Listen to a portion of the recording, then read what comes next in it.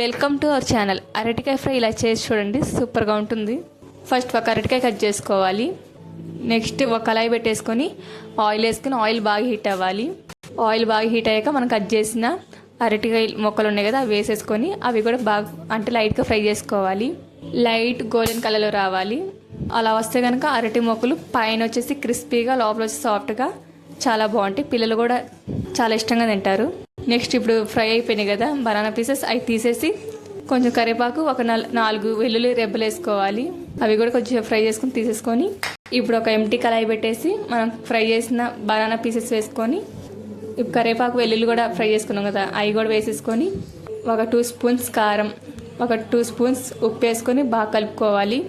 అసలు వెల్లుల్లి కారం వేస్తేనే ఫ్లేవర్ అనేది చాలా బాగుంటుంది కదా, స్మెల్ కూడా ప్లస్ టేస్ట్ కూడా సూపర్గా ఉంటుంది కదా.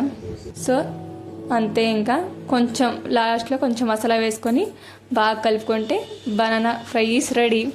ఇలా చేసి చూడండి, అసలు టేస్ట్ అనేది సూపర్గా ఉంటుంది. సాంబార్లో కూడా పర్ఫెక్ట్గా ఉంటుంది. వీడియో నచ్చితే సబ్స్క్రైబ్